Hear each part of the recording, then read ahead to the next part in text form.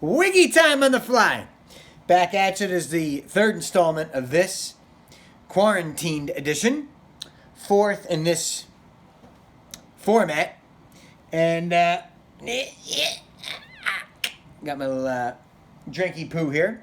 Alright, I decided now, since I'll just figure out which matches I'm going to do. I'm going to pick somebody who's on top now, and someone who I'm proud of, and someone who I like. Show you a match of theirs from way back in the day. And that would be Kevin Owens. And these are the days of Kevin Steen, back when he was just an unknown Canadian talent. And he had the body of a bartender back then as well. But a lot of people didn't realize how good of a worker he is. And when I did see him again, he remembered me, and he was one of the guys I root for. And in this match, he wrestles Harry Smith, who is the son of Davy Boy Smith, the British Bulldog, in case you didn't know. I thought Harry Smith was going to be one of the greatest wrestlers in the world. I thought he had all the talent in the world, a little taller than his dad. Body's phenomenal. Just in today's realm, he doesn't really click, but God, he's such a talent, and I hope he sees his due. He's been over to Japan, and he did other things in MLW, this, that, and the third, but I thought it would be a big star in WWE by now. This is in 2005, October 2005, one of my favorite shows I've ever done. This is back to a time when Britney Spears was just starting to bang K-Fed, Kevin Federline. So she didn't quite, shave her head yet and go nuts. But this is 2005, Atlantic City, and I thought this was the beginning of a next step for Jersey All Pro from JAPW, Jersey All Pro Wrestling. And JAPW has got to be the biggest, just flat, taking a shit for a Fed ever. It's where I started. They should have been so much bigger than they ever were. God, I have a million wiki time on the flies to just do about JAPW alone.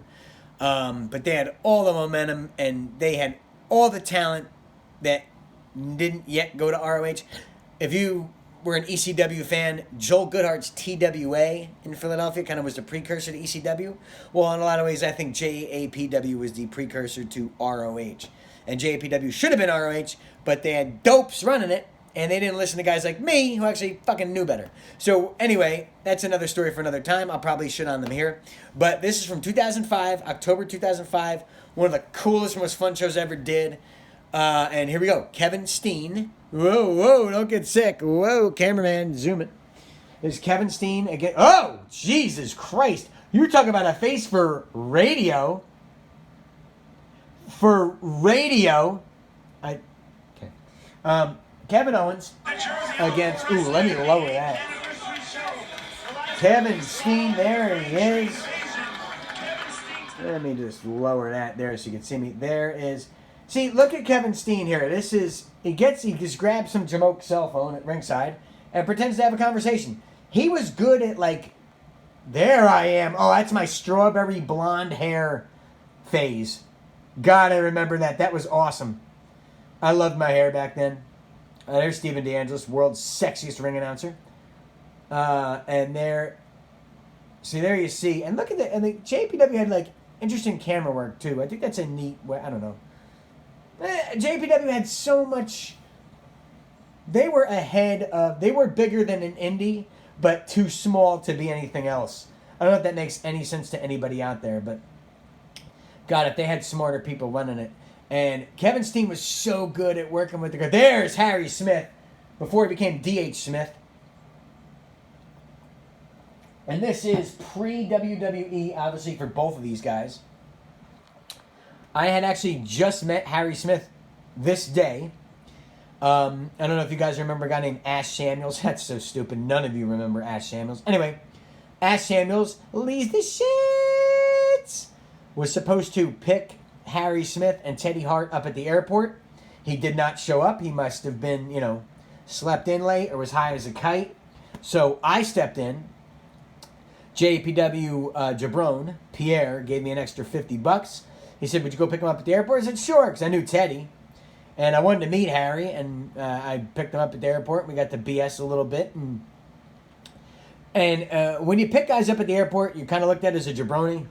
But I always looked at it that when you're a referee, it's one of those things you're just supposed to do no matter how many years you've been in it. I was only in wrestling 6 years to this point, but remember, 6 years in this realm is like a couple of months back in the old days. You see me signal for the bell for the second time and a third time. Because usually on these JPW shows, they didn't have a slick timekeeper. You kind of had to keep them on their toes. Look at clean-shaven, a little thinner, younger Kevin Owens. Nice go behind on Harry Smith there. Harry Smith, I like that he had the Canada flag and the Britain flag on each side. His mother's Canadian, father's British. I tell you, nothing gets past me. But, God, look at him. He just looks like he was going to be a star. I don't know what it was. I mean, maybe just WWE didn't see. It's weird. WWE sometimes, they just don't see something in you. And, WWE's different now, but maybe if it was back in the day, he would have been like Intercontinental Champion or had a run or something. A little bit of early chain, little catch-as-catch-can maneuvers. Phenomenal referee, the best referee in the market yesterday, today, and tomorrow if he wants to be. Ref Hansen, quick to call on that one. And yes, Kevin Steen always wore a shirt. That became his MO. He got made fun of and picked on for it. And I remember back when he was just coming. Is this pre-ROH days? Yeah, I think it is. It was in, I forget the name of the federation in Canada that I refereed for. It was in Montreal. I refereed Kevin Steen at the time, against Austin Aries when Austin Aries just won the ROH belt, and the match was outstanding.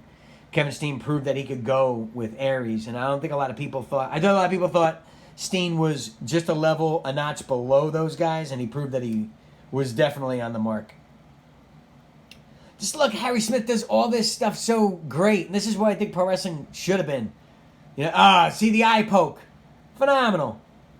And a phenomenal referee said, hey, watch the eye poke. And if you see my armband, it's a bad time to zoom in, but my armband at the time said CC. I was honoring Chris Candido, who died earlier in the year. Chris, miss you, love you. I wish you were here. We miss you every day. This is the first time I've ever seen this match. I've never watched this match on DVD. I love that. Beautiful maneuver. Cradle pile driver early. No. Oh! Out you go! Harry sends Kevin to the outside. They have 10 seconds out there. Will Ref Hansen, the whole reffing show, get to a 10 count? This was Atlantic City. I think this was at the Borgata Tropicana. I forget where this was, but this was an awesome night. God, I had so much fun that night. My girlfriend at the time met me down there, and all the boys kind of hung out. It was just a big get-together. Everyone enjoyed themselves. It was a great show. And I remember on this show, Steve Carino wrestled on the show, and Colby, he brought his son Colby, for those of you that know him now as a wrestler on the Indies. Colby was 8, 9 years old then, and he would take turns wrestling guys in the back. Well, it was my turn to wrestle him in the back. He gave me a rock bottom, and I landed square on the back of my head. And I've never wanted to punch a 9-year-old kid in his face harder in my life than that night. But Colby doesn't remember that. He sees me now. He says, oh, hey, buddy, how you doing?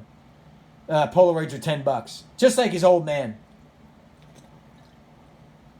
So it's so neat to see these guys now, though. I mean, that's one thing I take solace in. Everybody who ever got into professional wrestling that never quite, quote-unquote, made it, looks back at matches like this and says, that's cool. I had him back then, and, you're proud of what you always did, but you're never happy with where you got. It's weird. God, I could move back then. You see me leap out of there, and I wasn't even that great a shape then. I started getting fat here. Speaking of getting fat, check out that cameraman. Check out Mort. I'm just kidding, Mort. You might be a pound or two overweight here. Maybe. Modtron Productions, stellar work as always. They made JAPW look so good back then. God, JAPW had so much. And this was a sold-out house that night. I mean, they sold the joint out. Problem is, JAPW's head booker at the time was a goof named Ray Sager. And quick story about Ray Sager, who was the booker. He got booked by a promoter. I won't mention the promoter's name. Nice move by Steen. See, Steen had good moves back then.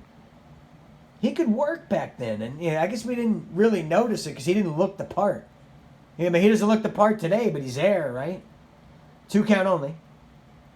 By the greatest referee of all time, Ref Hansen, with my strawberry blonde hair.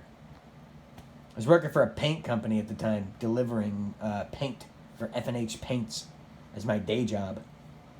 All wrestlers had day jobs back then, and no one would admit it. No, I just work on the indies. Yeah, all right, dude. You make $240 a month, and you live off of that. JP. Anyway, getting back to Goof Ray Sager. He was booked for a Fed. This is the year I started, and the guy's like, "Hey, man, can you work on such and such date?" And Ray's like, "Oh, I can't. I have tickets to an ECW show that night." And the promoter went, "All right, never mind." Click. Never called him again. Ray Sager would dress up as Bubba Ray Dudley at ECW shows and act like a mark and just act like Bubba Ray Dudley instead of trying to further his craft to work. And JAPW saw him and said, we'll make him head booker. I mean, it's just, you can't make mistakes like that. Can't do it. It doesn't mean he's not a player, but you're never going to get a guy, nice backslide, 2 count only. Small package. See, Steen can move, baby. Steen can move, even though he... Back then, you saw a guy in a cut-off T-shirt and spandex shorts like the guy sucks. That was just, first thought that popped into your head. Steen had some heat with people back then, but everybody had heat with everybody. Everybody had a problem with somebody back then. It's just the truth. But you're never going to get guys to listen to a booker who never did anything. That's why NWA always had Dusty have the book. You're going to listen to Dusty. Pat Patterson was the finish guy forever in WWE. You're going to listen to Pat Patterson. Pat Patterson's one of the greatest minds of all time. He might want to help me work on my glute hams, but that's besides the point. Steen into the buckle. Nice. Roll up. Schoolboy. 2 count only. Smith still sells the knee. And I tell you, when you meet him in person and when I've refed for him, God, he just resembles his old man so much. I was a British Bulldog, Mark. We all were. Phenomenal. Brett Bulldog, Wembley Stadium, one of the greatest matches of all time. Can't be denied. Steen's going to go to the top floor here. What's he going to do? Moonsault! Oh, damn, I forgot he hit it in this match. 2, 3. No. Greatest referee of all time, Ref Hansen. Don't want to put myself over too hard, but only a whole reffing show could get that false finish. I don't remember much about this match. I think I remember just asking him for the finish, and that was it. Nice power slam. 1, 2, 3. Oh, I thought that was 3. I didn't think that was 3. I really don't remember. I think Harry Smith won. I hope I'm not giving it away here. Powerbomb, no, Steen catches himself. God, Steen moved good in this match. God, this match is a lot better than I ever thought it was. Not that I thought it was the shits. Nice powerbomb. 3, that was it. Nice.